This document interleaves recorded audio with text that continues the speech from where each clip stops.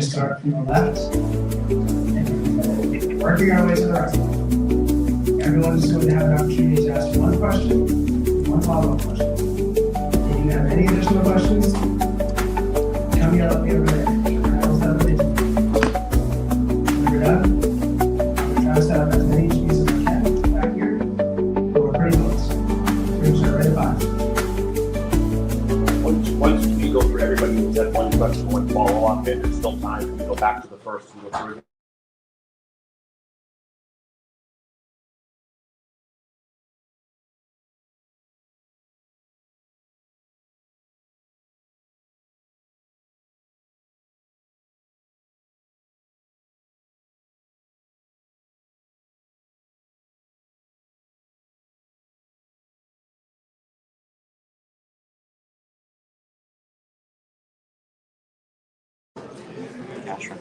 Oh, of course. Oh, Wendy. It's the best.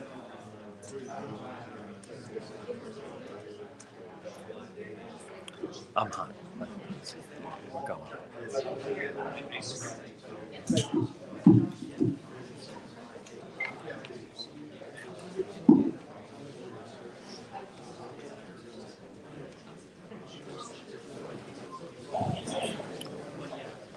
Folks, we are under, thank you, Ronnie. Folks, we are under 10 minutes. The manhunt briefing. Right now, we're live on TikTok. We're live on Facebook. We're live on YouTube and X. Again, this is day 4. It's Tuesday. This is going to be police briefing on the suspect. There's something to watch. Is this odd story of a Jewish professor who was murdered in Brookline. Someone went right up to the door and executed this individual. Is it connected? We don't know. We will see if that is touched on. But this shocking story out of Brookline, Mass. Is it the same individual? No, MIT professor fatally shot at his Brookline home. MIT professor. Yep. This is very odd. So, Neuro. Professor at MIT. Fatally shot at his home. Gunshots in the area. Multiple gunshots wounds. So they were lighting a menorah. She heard multiple gunshots. Very, very So, as you know, now we're gonna they have released a new video. We're gonna wait till they get into that. Yep. So they're gonna start right at 5 minutes. Also, folks, just as a programming note, you can see me tonight 8 o'clock with Jesse Waters on Fox. Tomorrow morning, Court TV with Julie Grant from 8 to 10. So Jesse Waters on Fox tonight at 8, and then Julie Grant tomorrow morning, Court TV 8 to 10. We're going to be starting in just 5 minutes.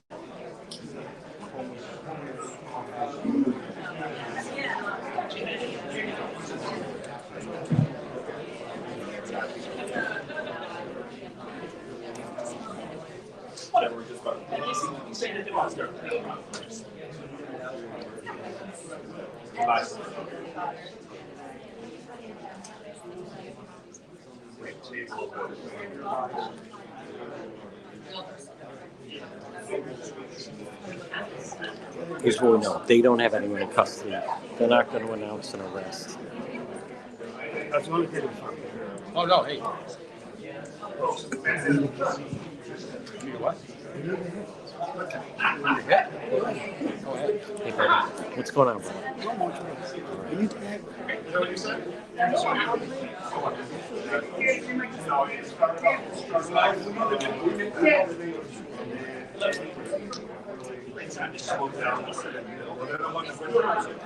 Everybody, stand by. Thank you, Chris.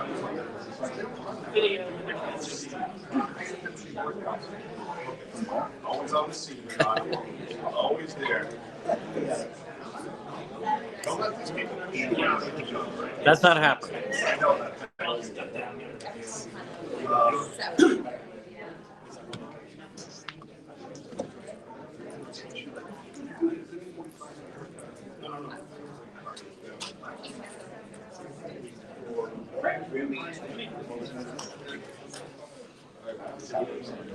Well, that they changed it. They changed it. Channel 2. The producers.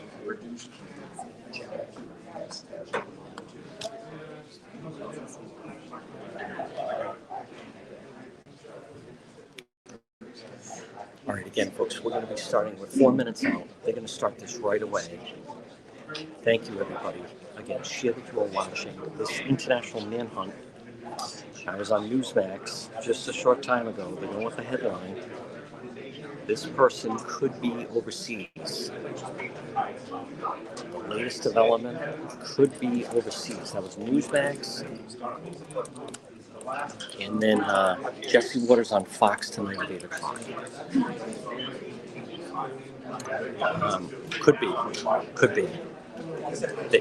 Listen, bottom line, they don't know who it is, and they don't know where that person is. Now, something also to watch is there was a professor shot and killed from MIT. A Jewish professor from MIT was murdered last night in Brooklyn.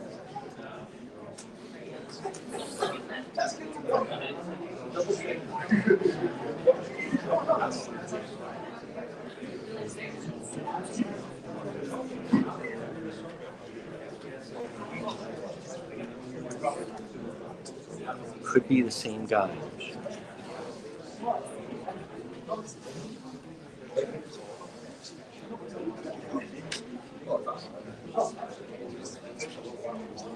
So I want to show you this Jewish professor at MIT was killed last night in his home. Yeah. So somebody walked up to his door, MIT professor, last night, fatally in Brookline. Yep.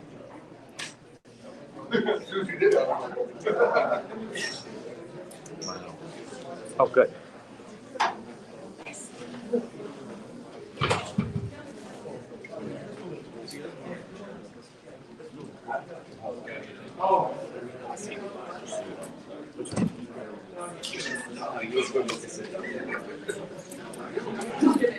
Got it.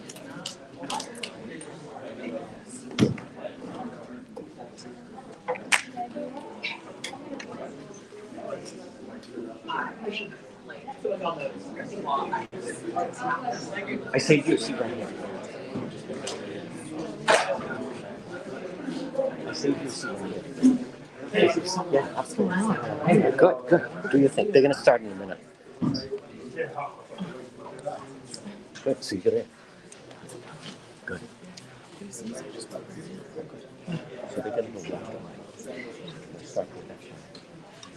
They're going to go this way. I don't know. Oh, okay. You don't have to. Okay. All right.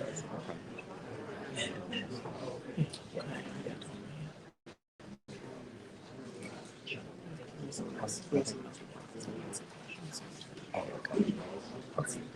Or you could transfer the question. I'll ask. No. Last night.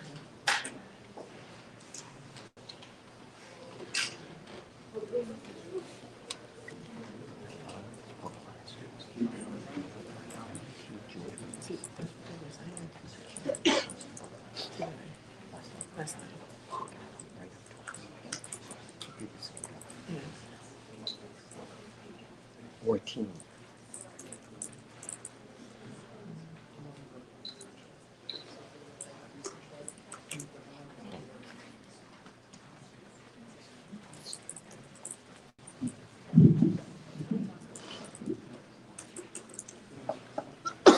Yeah, we're just about a few minutes out here from this news conference, and around me is an army of colleagues from across the country and beyond, as well as the IT's Brian Crandall, who's here with me as well.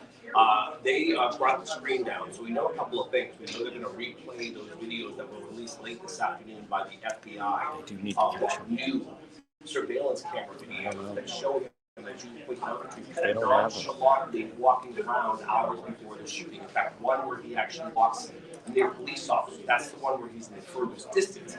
And then there's an interesting one where there's actually running prior to this. We're not sure what may have started that or what caused that, but that will be explained here today. Police also released an enhanced photo of the suspect. And for those who watch They don't know who they're looking for.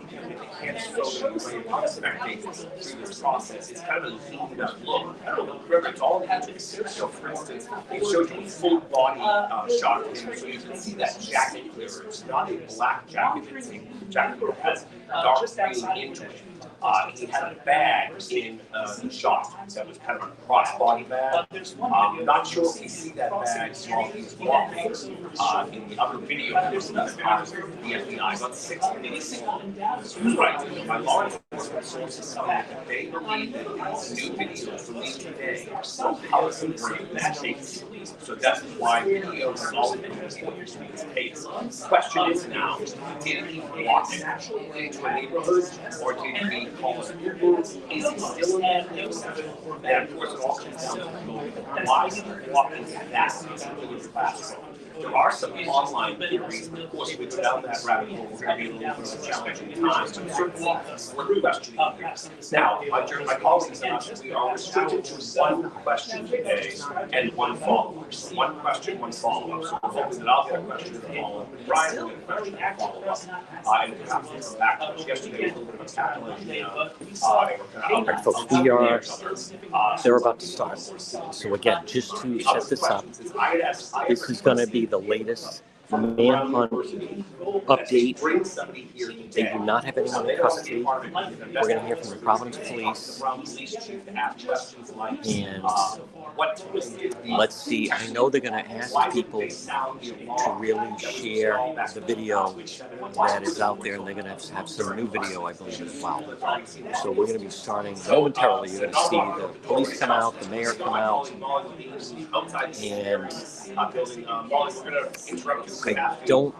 I think what we should expect is going to be just some new video, but something to watch here, everyone that's watching, is, okay, and here is Providence Mayor Brett Smiley, and there's Christina Paxton, the president of Brown, is here.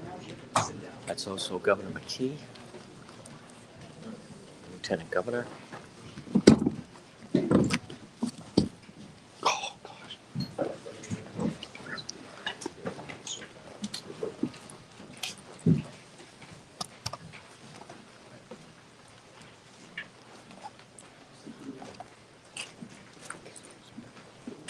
This is Providence Mayor Smiley.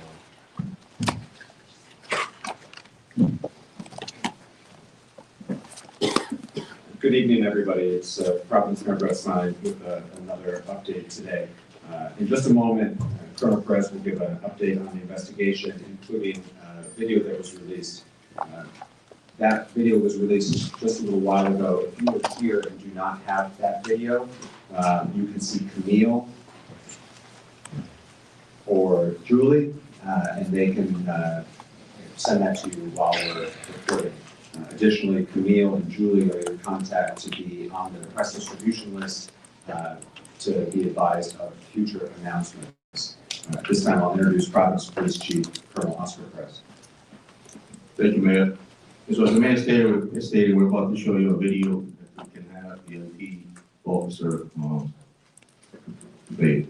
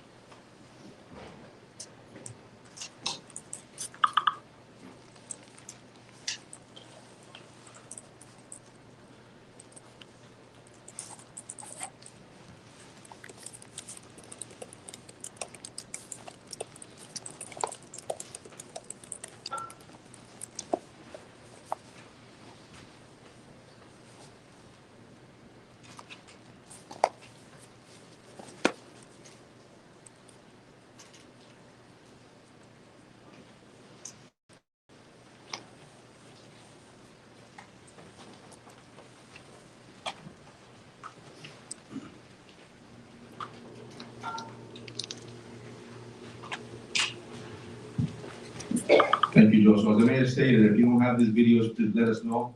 And the reason we have shown these videos, there's a purpose, right? So as you can see, they're enhanced photos, there's enhanced video footage. And so we're asking the public to ensure that they can see them, they can see here that you want to focus on the body movements, the way the person moved their arms, the body posture, the way they carry their weight. I think those are important movement patterns that may help you identify this individual, which is extremely important. Another thing that we're going to ask the public is if you have any type of camera system, including Teslas, in your property. In this video that you just saw behind me, it all comes from the residential block of Waterman Avenue, Power, Ives, and Hope Street. And it's those residential areas that we're asking the public to look, if you have any camera systems or any Teslas, like I mentioned, that you look at that footage and that you can reach out to us and please provide us anything that you have. And we're asking you to go back at least a week to do that. And the reason for that is because on Saturday night, the day of, we actually learned that this individual was in that neighborhood around 10:30 in the morning. We also know in this profession that many criminals will case out an area weeks and days prior. And so it's important for us to ensure that we can have you look at that and help us. And the reason for that is because our offices, our agents are looking at terabytes of data. And we're looking for a moment that is shorter than somebody taking a breath. It's incredible hard work to do that. And so we're asking the public to assist us with that. The other thing is the tip center. We have been receiving hundreds of tips. However, we're about close to 200 actionable tips that we're still conducting investigations on, which is incredible and is important. Again, keep in mind that this video footage is extremely important to us. And one more thing here that as a reminder, please remember that the number that we need you to call is 401-272-3121, as well as the link that the FBI provided, which is fbi.gov, Brown University students. Thank you very much. Thank you, Colonel. Now we'll hear from FBI Special Agent in Charge, Ted Dox. Well, thank you, Mayor, and good evening. My name is Ted Dox. I'm Special Agent in Charge of FBI Boston. On the heels of this tragedy, strength and resilience of the people of Providence is a powerful reminder of the bonds that unite us. The men and women of the FBI, along with the law enforcement team standing before you, carry the victims with us as we work around the clock to bring the individual responsible for their injuries and deaths to justice. Today, the FBI is working with Brown University to do everything we can to provide services to those impacted by this horrific shooting. The FBI has almost 30 victim specialists, special agents, and analysts from all over the country who are here in Providence to support our survivors, the victims, and their loved ones. The FBI Victim Services Response Team is one of the many specialized FBI assets that have been deployed here to assist. The toll this type of tragedy takes on victims and their families is immeasurable. And we ask everyone to respect their privacy at this difficult time. Thank you. Thank you, Special Agent. Next, Attorney General Peter Nerone.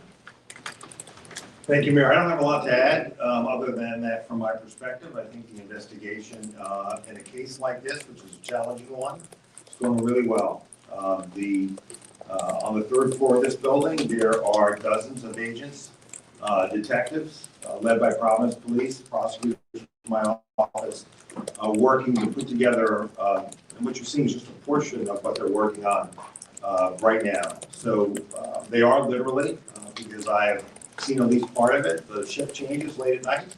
I think Rhode Islanders should take confidence in their work. They are veterans of what they do. They're smart, they're professional, and they're getting the resources from the mayor and the governor that they need, the state police as well, to get this job done, and I'm confident that they'll be able to do that. Just need a little bit of patience, as hard as it is to say that in this really horrible context. Thank you. Thank you, General. Governor Dan McKee for an update now. Thanks, Mayor. And right off the top, we're just making sure that the state is supporting Providence and Brown University, and then working with the FBI as well as our state police and the Attorney General to continue to provide information to the people in the state of Rhode Island. My information is that recently, today, we've met with all the university presidents in the state of Rhode Island. We know that we want to start a working group that will talk about enhancing safety issues. And you'll see shortly that we will be doing the same thing in terms of mental health issues. And I think that's important as I'm out and about.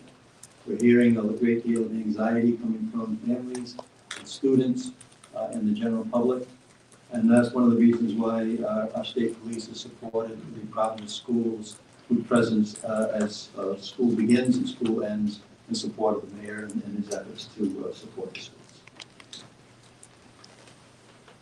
Thank you, Governor. We're also joined tonight by Brown University President Christina Paxton. Thank you, Mayor. I want to begin by thanking the many law enforcement agencies who continue to work around the clock on this case. It's very impressive. I also want to thank the mayor and the governor for their continued support. The primary point that I wanted to address before we get to questions is that Brown is deeply committed to the safety and security and well-being of our community. And I've been deeply saddened to see people questioning that. We understand that as time goes on, there is maybe a natural instinct to assign responsibility for a tragic event like this. Anxiety and fear is very natural, but the shooter is responsible. Horrific gun violence took the lives of these students and hospitalized others. And it's deeply sad and tragic that schools across the country are targets of violence. Brown is no exception. We are cooperating fully with law enforcement, and again, we thank the multiple agencies that have been working so hard, day and night with increased patrols to keep our campus safe and to investigate this horrific shooting. Thank you. Thank you, President Paxton. I'll give a couple updates on behalf of the city, and then we'll take your questions. First, as has been discussed many times, we continue to have enhanced police presence throughout the city of Providence to help bolster the confidence and provide a sense of additional security to our residents. Today, we were aided by neighboring municipalities in Central Falls and North Providence with supplemental officers. We're grateful to our neighbors for sticking up and standing up with Providence. The state police continues to be an incredible partner, and I thank the governor and Colonel Weaver for their partnership. Providence Public Schools remain in session. Friday is the last day of school before winter break. Spent some time at our schools again today. As has been the case in the past, the schools in the area of Brown are having regular police presence, and because of the assistance of the Rhode Island State Police, we've been able to provide additional police presence and coverage to other schools in Providence. We thank them for that. When I was at one of our elementary schools this morning, the faculty were having a brief meeting before kids started to arrive, and in discussion with some of the teachers, I asked how they were doing. One of the teachers said what I think a lot of us are feeling. She said, it's hard, but I'm putting on a good face for the kids. We need to be here for them. And I think that's how a lot of our residents feel right now, which is that we are taking very tentative steps forward, but we're doing it for one another. And so I do want to thank our educators at this time. They're being asked to go to school right now. Our principals are asked to go to school right now for the sake of the families and the kids. And at that same school, there was a second grader literally skipping to the front door because he's a second grader, and he doesn't know everything that's going on in this scary world right now. And so the strength of the adults has allowed that little kid to skip to school this morning. And so I want to thank all of my fellow residents of Providence for putting on a strong face for the sake of others at this time. There were questions yesterday, and so I'll also just give a brief update on the health status of the survivors.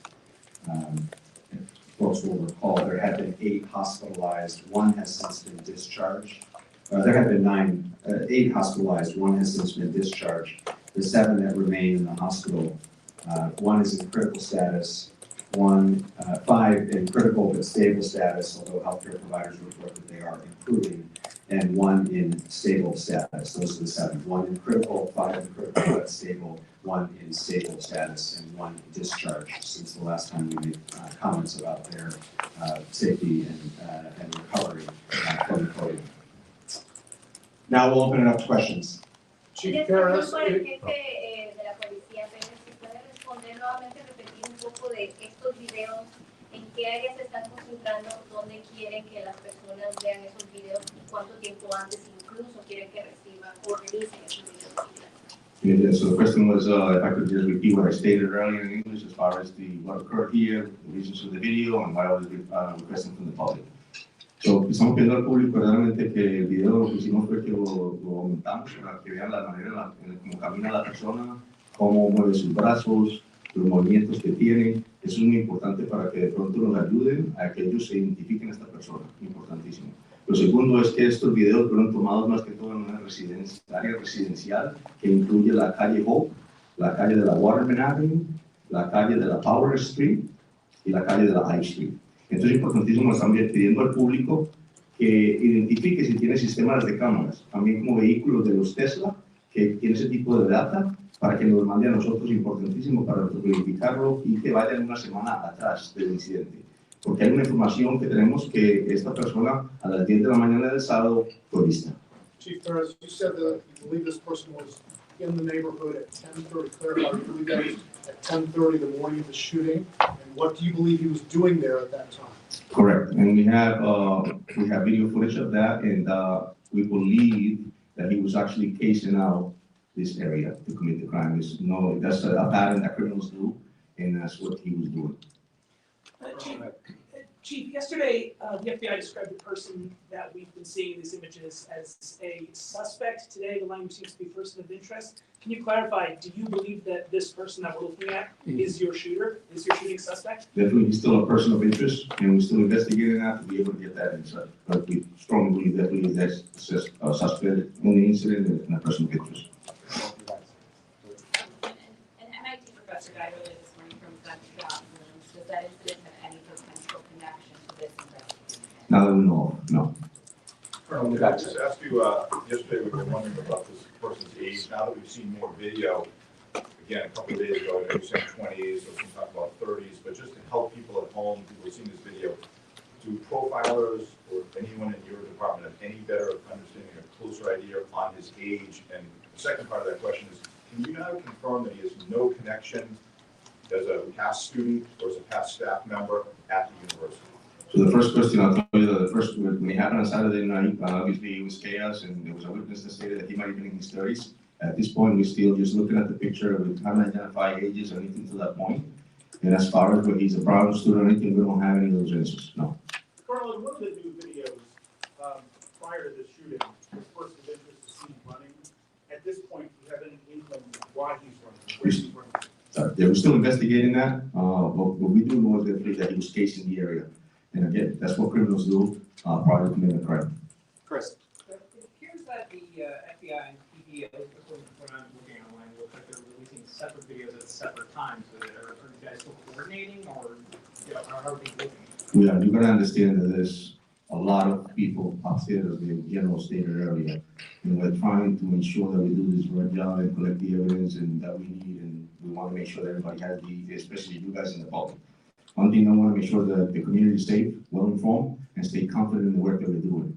So yes, there was a video that was released, but we also were working on another video, and the purpose of this press conference is to ensure that the public can see those videos showing movements, like I stated earlier, the way the person walks, the way they carry their weight. That's the importance. And so our video, the second video that we showed was the one that we needed to show the public. Just in terms of cameras inside and outside the engineering building, are those working at all? And if so, why not release some of those videos? So the video that we showed you came from inside the building, and that's all we had at the moment. That's all we had at this moment. Inside the engineering building, though? So, From the I'm sorry. outside, so do you have video from Yes. inside the engineering building? both inside and outside. I'm sorry, just outside. That's what we have, not inside. No, I'm sorry, just outside. Are they gonna be released anytime soon, the ones from inside the building? No, that was released already. That was the outside of the building. We released that. I just want to Let me just jump here and clarify, okay? So there is you know, for those of you who've been with us before, and I understand not all of you have been, there is video inside the building. There are cameras inside the building. What we have released to you are videos of this person of interest. So I want to be clear, because later on there may be other videos they can release in the course of a prosecution, like we will be at some point. They show things like chaos after the shooting. What they don't show is this person of interest, and so that's why we haven't released those videos. Okay, what you do have are videos from the camera outside of the Brown building and other cameras from around the neighborhood that the good men and women in law enforcement located and put together in this montage. And to your question, Chris, there are 2 versions of that video, but the bottom line is they, as I understand it, they depict the same thing. And number 1, and number 2, the agencies are working very, very well together, as I think the special agent in charge would agree. Attorney General? Attorney General? We've got a follow-up and then we're going here. Just to clarify, there's no clear video of the suspect inside the NPR building. That's correct. Now, can I just ask as well, further to the surveillance footage that you have received, I've been here since Saturday speaking to people who are living in the residential buildings around, and in the businesses, and many of the store clerks there have told me it wasn't until this morning that the police have actually come to ask them if they had anything that they could offer, any CCTV or any evidence that they could provide. Why has it taken 3 days for these people to have the police come to them to ask them for assistance? As I stated earlier, it's a residential block that includes a lot of homes, a lot of different camera footage, and it takes a lot of work in the sense that there's a lot of terabytes that we're looking at in order to be able to analyze it. What we need, and sometimes it's just a moment that we need, and it's almost shorter than somebody taking a breath, so it takes a lot of work. And then so once that leads us to the next location, and so we move strategically, we have to pull the video, download it, analyze it, investigate it, and then move forward. Mr. Attorney General. Yeah, I just want to jump in there too, because I think, I want to clarify in a sense what the chief is saying. Is that you start in the grid, in the first instance, that's closest to Brown. It takes a lot of work to canvass that area, and then you build out as you learn more about the path of travel. So it's entirely possible that tomorrow we'll be canvassing places that we haven't canvassed yet, because we're working out with the resources that we have. Attorney General, can you just, we have a question and a follow-up, right? Yes. My first question, Attorney General, to follow up on my colleague, this is the question I asked on Saturday night, which is, so there's cameras in the hallway, but they don't show the suspect, or Brown is not releasing them, or you're not releasing them to us. How does a multi-million-dollar school not have a bunch of cameras in the hallway? So let me try to explain that. So as President Paxson knows, there was a major addition put on that building within the last 5 years or so. That is a modern building attached to a much older one in the back. So it doesn't come as a surprise to me, at least, that there are cameras in the newer part of the building. And there is video footage, okay? So there's the back part of the building, old part, and front part, new part. The shooting occurs in the old part, towards the back, up towards Hope Street. And that older part of the building, there are fewer, if any, cameras in that location. I imagine because it's an older building. So as students are fleeing the area of the shooting into the new part of the building, there are cameras in that brand new building that show that chaos. But the only video of the presumed, anticipated, suspected, however you want to define it, person of interest, you have it. We would release it if we thought it would be helpful in identifying this subject, because we are relying on the press and public to help get us there. There would be no reason for us to hold it back. Okay. I have a follow-up. Dan, you have a follow-up. Attorney General, thank you for explaining that, because it really clarifies it. Although I'm sure some people watching would think a multi-million-dollar school with a huge endowment could afford new cameras in an old building. That's my statement. Here's my question. If he's casing that area, Colonel, like you said, he had an intended target, which speaks to the motive. Did he have a target to kill one of the 2 people that were killed? Still investigating the data, and it's something that we're trying to get the answers as well. So. Mayor? Patrick. Yeah, for President Paxson, have you reviewed any communications to Brown before the shooting that revealed any kind of threat, any kind to anyone at Brown? And then since the shooting, I believe some web pages for students or faculty have been taken down. Is that a response to any external threats to anyone in the community? We have been working very closely with law enforcement to provide them with all of the external to Brown information that they need to do this investigation. It's their investigation, they're the professionals, so we're providing information. We're not in the job of reviewing it for them. I know nothing about web pages being taken down as part of this. It's the first I've heard of it. In the back, yep. You want people to feel safe. Can you say this person of interest is no longer in Providence, no longer in Rhode Island, are they out of the state? Do we have any sense at all? I can't speak to the investigation, and if there's a follow-up for either the general or the colonel, I'm sure they'd be happy to answer it. But I'll restate what I've said several times now, which remains true as another day passes. Since the initial call came in at 4:05 p.m. on Saturday, we have not received, and this is now updated with another 24 hours have passed, a single credible specific threat to the area, to the city related to this event, and as far as I know, to the state.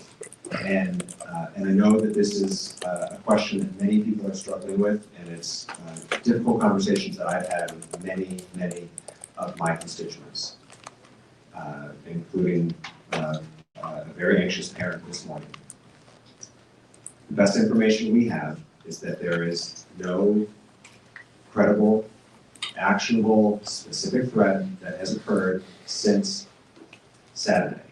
And in order to enhance and ensure the safety of our community, we have stepped up law enforcement efforts throughout the city in a precautionary measure, in an abundance of caution, to try to give comfort and confidence to people who have to take the steps forward in their daily lives, who have to take their kids to school, who have to get to work. And that is the honest answer, the best answer we have at this time, as the days continue to pass. Mr. Mayor, with that, can you tell us where you believe he may be? Is he in the state? Is he in the area? So that question was asked as well, so Colonel, I'll let you answer that.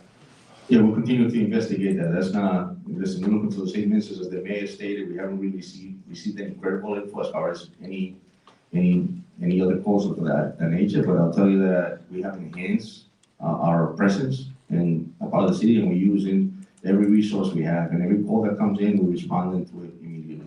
Are you working with any neighboring states? It's Pat, so we're working our way across the river. Pat. Pat Ford, Coalition Radio. In a case involving a hit-and-run accident in the vicinity of Brown University that was litigated by the Office of Attorney General Nerone in 2023, Brown University Police Detective John Remke stated that the university maintains several thousand video surveillance cameras and license plate readers on Brown University campus and surrounding campus. Now, this is in addition, obviously, to the Providence Case Data Center. Attorney General Nerone, your department litigated that case, ostensibly giving your department a thorough understanding of the landscape. Why isn't there more video or metadata? And were those cameras all operational? Yeah, I can't speak to what was operational or wasn't, but I will say this, that, and I've answered this question a few times today, and I'll try to do my best to answer it again. So somebody reported, maybe in the Globe, that there are 800 cameras or so on the campus. Might be 1,200. But this building is on the very edge of the campus. If you know, I know that building well. I had two sons who spent a good chunk of their lives there. It's at the very edge of the campus. It's not in the heartland of the campus. It's not the green. And there are several greens. It's not any of the three greens, if I remember them. So it's right on the edge of the campus, and where the shooting took place is at the very edge of that building on the edge of the campus.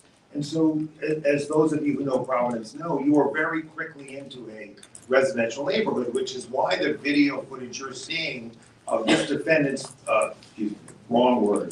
person of interest movements, are pre and post shooting are in that neighborhood. So the building is on the edge of the Brown campus.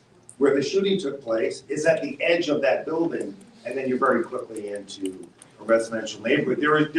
There is no footage. I'll try to say it again. There is no footage that depicts this individual that would be useful in identifying him that we have not released to you. And I think you can tell from, frankly, the not very helpful quality of the initial footage, that our standard is pretty low.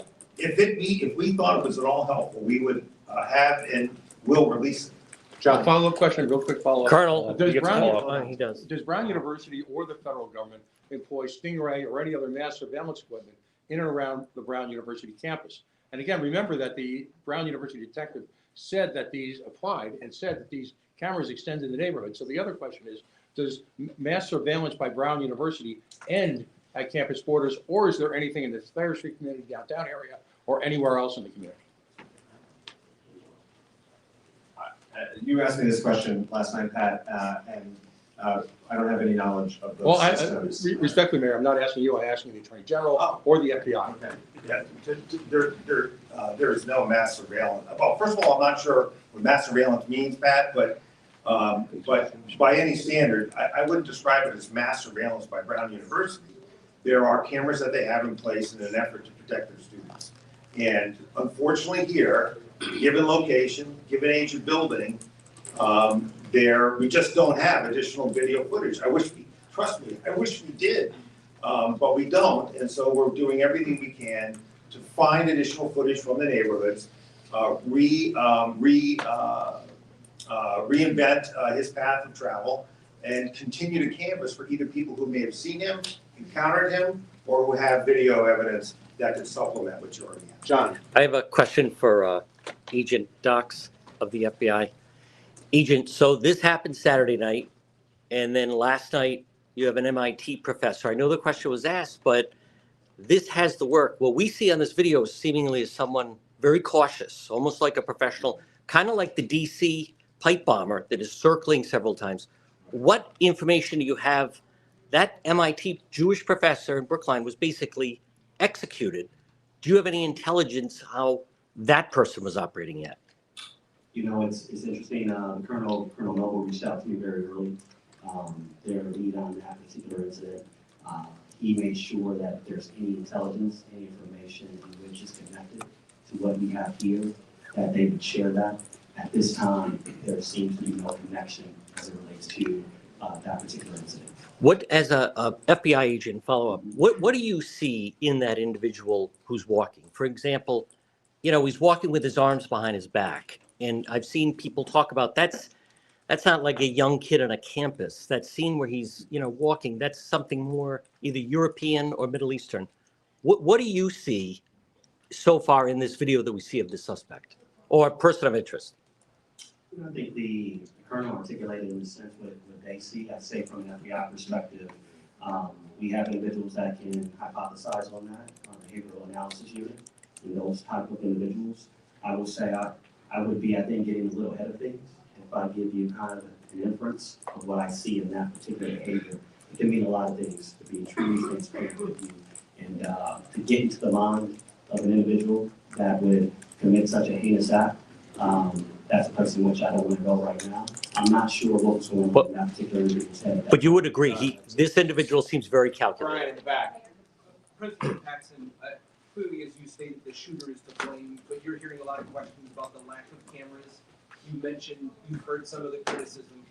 What is your response to parents as well who said they pay a lot of money for their kids to go to Brown? They're questioning the cameras, why the sirens didn't go off. Do you believe that Brown had the precautions and safety measures in place before the shooting that were appropriate and necessary? I do. And in fact, I'm glad you mentioned the sirens because I think there's been some misinformation about that. We have two security systems that we can activate in time of an emergency. One is a system that sends out text messages, phone calls, emails, and it was activated within minutes of the incident.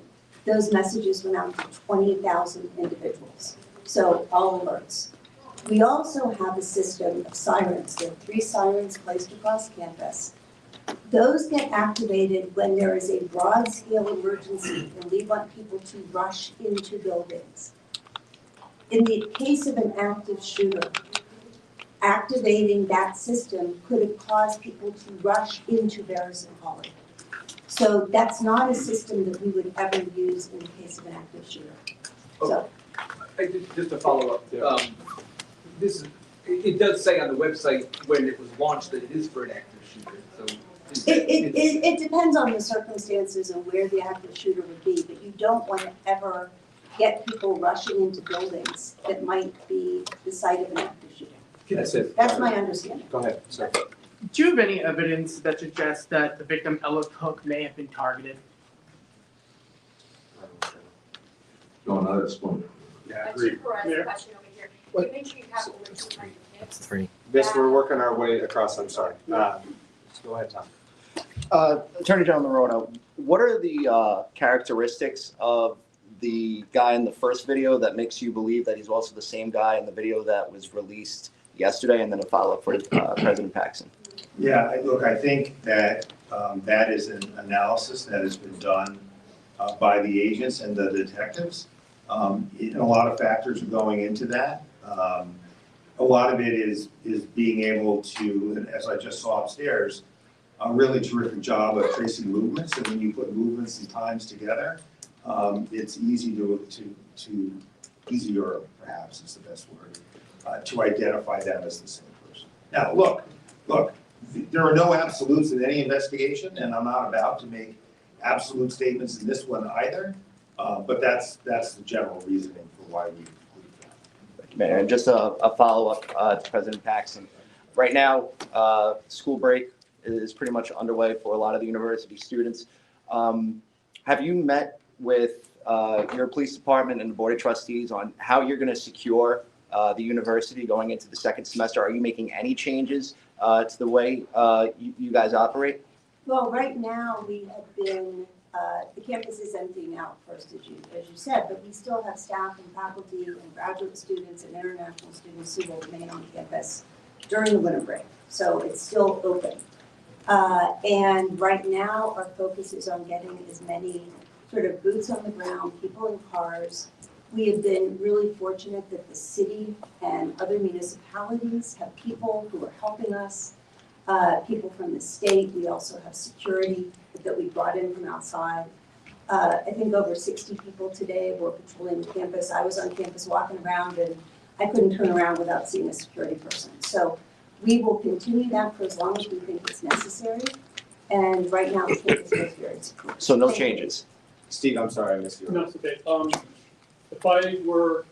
If someone were, Providence resident were to see someone who matched the description of the person of interest, how would they be sure that they weren't dealing with a federal ICE agent? The tip line that we've been providing throughout the last several days, 401-272-3121, that call comes in here and is answered in this building with Providence police professionals and our partners at the FBI. That is who's manning the phones, that is who's processing the tips, and we are encouraging anybody who has relevant information to please use that tip line, and they should know that that's who's on the other end of the phone. And again, if you have relevant information or information that you think might help us with this investigation, we encourage you to call. But are there anything that could be differentiated between this person and an ICE agent who would be masked up, walking through town and not be approached by the police in the same way this person was? Again, we've worked really hard to build the trust of our community here in Providence, and I'm telling you that phone number, 401-272-3121, rings in this building and is answered by Providence Police and or FBI. Those are the agencies that are processing, running down, and investigating any relevant information, and we urge folks, if you have relevant information, to please use that phone number. Luke? For the Colonel, do you have any indication as to whether all the interviews of the students in the classroom were completed? Is there any through line that you glean from those interviews? We're still conducting those interviews as we speak. Go ahead, please. You mentioned that you have no idea if the shooter is still in the area. Have you been working with any law enforcement agencies in other states that are nearby? Yes, we're working with every municipality here in the state of Rhode Island, and obviously every Massachusetts. Obviously we have conversations with them as well, but majority of the law enforcement that we're working with right now is our own, nearby municipalities, the Rhode Island State Police, and every agency that you can think of, federal agency in this building. Are you working with agencies in Connecticut? We have conversations with them, but no, they're not here now. Amanda? Let me just jump in here. What's really critical first is that we identify who the person is. You know, once we identify who this person is, I believe we'll be able to locate him. It's very hard to hide in this country. But until you have a name, which is why we're working so hard to identify him, it's not particularly productive to reach out to law enforcement across the country. That's what you're looking for, because we don't yet know who we're looking for. So that's why we have to identify the person. Once we've identified him, you know, we'll know more information about where he's from, who his friends are, and where he might go. So those are the things that we can do once we have an identification of this person. And that's why the team now is laser focused on identifying who this person is in this video. Amanda. Oh, sure. I have some questions for the chief. Hi, Chief. Just following up on another question that was just asked. I'm glad to hear that some of the students are beginning to recover. How many of the students who are inside that building and also outside have detectives been able to interview, and have they elaborated on anything that this man said? Allegedly, he yelled something in the classroom before opening fire. Did he appear to be wearing a bulletproof vest, and that's why he appeared bulky? It's a good amount of interviews that have been conducted. We have re-interviewed several people. And so sponsor as part of the investigation right now. We'll continue to investigate. We'll continue to speak with them. And like the general stated, listen, we're just trying to build the case here and make sure that we can move forward and continue the progress as we're doing. But the interviews are still being conducted. But Chief, they haven't elaborated, Chief, they haven't elaborated exactly in what this man, if he did say anything, what he was yelling. I don't have that info now. Straight back, sir.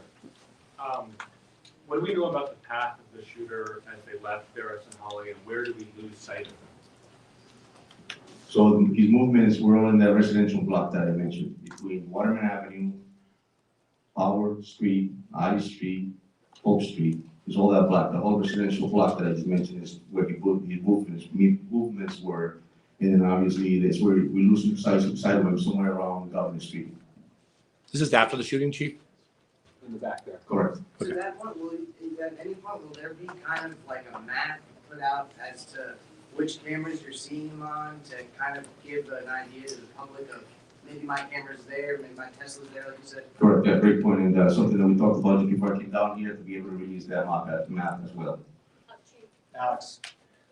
For the Colonel, do investigators know how many shots have been fired yet, and can you tell us that? So now forensics unit, and obviously with the FBI as well, they're all there, and there was several rounds that were fired inside the building. And just another follow, the image today of the person of interest, they have a satchel. Is it known if there were additional weapons in there or magazines of some kinds? Oh, that's all we know, that it was just that one weapon that I mentioned the other day. Go ahead. Yeah, this might be a question either for President Paxson or the Colonel here. I wanted to follow up on the scrubbed internet pages that were mentioned. There's a lot of misinformation out there. There's been a lot of speculation about what those scrubbed pages might mean. Can you help fact check, give us some information today about what the scrubbed individuals, about one very particular individual, does that have any connection to do with the shooting? As I said before, I have no knowledge of any scrubbed pages. You can follow up with our communications office if you want to get more information maybe tomorrow, but this is the first I've heard of it. So I did, and then they directed me to Colonel Perez. Do you know anything about? I do not know. Hi, una pregunta para el coronel. ¿Qué es lo que ustedes ven en la descripción, en el lenguaje corporal de esa persona que los hace pensar que es una persona de interés? He hablado con personas de la comunidad que tienen cierta desconfianza porque ya liberaron a una persona que también era de interés. ¿Qué hace a esta persona la que pues podría ser? Yes, so the question is, what makes this person one of the suspects that we have that is a priority, and since we have released somebody already in the past, what makes this person the subject? So la respuesta realmente es que tenemos muchas indicaciones que este individuo es el que cometió esta tragedia. Y entonces estos videos que mostramos es por esa razón. La investigación nos está llevando a ese progreso a determinar que esta es la persona, por demasiadas cosas que vamos a seguir investigando. So the answer is pretty much that there's a lot of leads that we have here that identifies this individual as the person who committed this tragedy. And we have enough to be able to move forward in progress, and we're very confident that that is the individual that committed You have one follow-up here? Or you go ahead, please. Eh, I'm sorry. ¿Por qué no llamarlo sospechoso entonces? ¿Y qué le dice a la comunidad que está angustiada? So why don't we call him a suspect and why don't we tell the community that's nervous? Su respuesta es, verdaderamente, estamos llamando a una persona de interés, ¿verdad? Porque necesitamos crear un caso para poder llevarlo a la justicia y presentarlo al fiscal. Y eso le decimos a la comunidad que realmente estamos en un trabajo y esta es una prioridad en este momento y una responsabilidad de que pongamos un caso completo para poder llevarlo a la justicia. I don't know, Mr. Thomas, a case in here, Mayor, with your permission, I want to come back to your question about that name. And I know the name that you're asking about because a member of the media asked me about it. I am familiar with it. I wasn't familiar with it when the media member asked me about it. I think it was either CBS or NBC. I asked my team about it. I think this is an area where caution is really necessary. There are lots of reasons why a page might be taken down, particularly if there's chatter out there about, to your question, Amanda, about words that were spoken. It's easy to jump from someone saying words that were spoken to what those words are, to a particular name that reflects a motive targeting a particular person. That's a really dangerous road to go down. Really dangerous. If that name meant anything to this investigation, we would be out looking for that person. We will let you know we were looking for that person. You know, again, I think it's just a really dangerous road to go down. I know, and in today's age, there are lots of things that people read into things. It's just a dangerous thing to do. And I would leave it to us to identify persons of interest and let us run them down. What the public can do for us today is help us figure out who this guy is. And we hope to have more information out that will help you do that, help us do that. You have a follow-up here. I do, just Yeah. very, very quickly. It was further to my colleague's question, but you have answered most of it. But just in regards to the rumors that are circulating as well about the motive here, do you have any information regarding the rumors that a particular professor was being targeted in Yeah, there is no information that the investigative team has about motive. Zero. Zero. There's nothing about, even if taking at face value what one or two witnesses may have said about what something was said, okay, and there are many witnesses that say nothing was said, there's nothing about what we know was perhaps said that indicates any kind of motive that is related at all to ethnicity or political outlook or culture. There's nothing at all that we know right now about that. And I think that is a dangerous road to go down, particularly in today's environment. Patrick has a follow-up. Does the fact that the satchel is in some videos and not others, and his disappearance around Governor, either indicate that there's a vehicle involved or one of the houses involved? He picks up the satchel or gets off the satchel. What does that tell us, the fact that it disappears if there's a vehicle? So the actions are criminal, pretty much. I'll tell you that's, you're right, and that's something that we're looking at. As you can see in the video, the satchel's on, sometimes it's not on. He has a heavy coat on. He has something in front of his abdomen. He could have hit this satchel, and something in the instance that we have, we'll continue to investigate. It's complex, and we'll continue to investigate. Chris has got a follow-up. Chris has got a follow-up. Chris has got a follow-up. Are you assuming, like in Lewiston, Maine, after 4 days, the suspect had taken his own life? So if you just took the microphone, are you assuming right now that you're showing these videos that this is a suspect after 72 hours that's still alive? Or do you have dogs and thermal imaging from helicopters that are looking for a person that's taken their own life? Yeah, we're using a lot of resources. As soon as we get a lead, we continue to follow through with it. An investigation, I mentioned the other day, they start here and they lead in a different direction. So we're there. Yes, you're right. We use dogs. Yes, if we have a lead on something and we think that we need to go back and search it again, we need to re-interview, we're doing all that. Chris, you got the last question. Go. This is for Colonel Andy Agee. The mayor had noted the Boston Globe podcast that there were setbacks earlier in this investigation. Would you also say that initial detention with that first person of interest, would you also categorize that as a setback? Well, the mayor and I agree on nearly everything. But we look at this case maybe from different backgrounds and experiences, perhaps. Certainly, the mayor has had many great experiences that I've never had. leaving the city, for example. Well, I would not characterize it as a setback. The way I would characterize it is, it was a lead that had to be run to ground. And the person, as that lead was run to ground, there was an initial period where that lead looked very promising. But there was still physical evidence that had to be analyzed. And once it was analyzed, it was clear that that person was not a person involved here.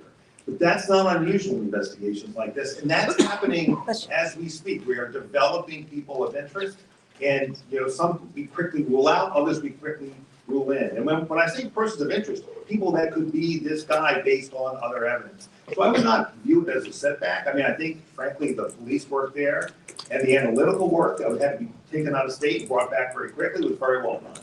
Certainly wasn't a disappointment for those of us who hoped we could wrap this case quickly for the benefit of the Brown community and the people of Providence and Rhode Island, of course. But I don't know that I would use a setback, but I think, you know, maybe those words don't, maybe what I'm saying is not all that different from what the mayor said. But I look at it as good police work while other work was going on. We will, Mayor, be back tomorrow with further updates unless there is a meaningful update. Again, if you are not yet on the press list, please see Camille, Julie, to my left, and they can add you to the list. Thank you all very much. Mayor, personal, could you say, on the posting from the FBI, it says that there's a second individual. Is there a second individual or no? You don't need to know that.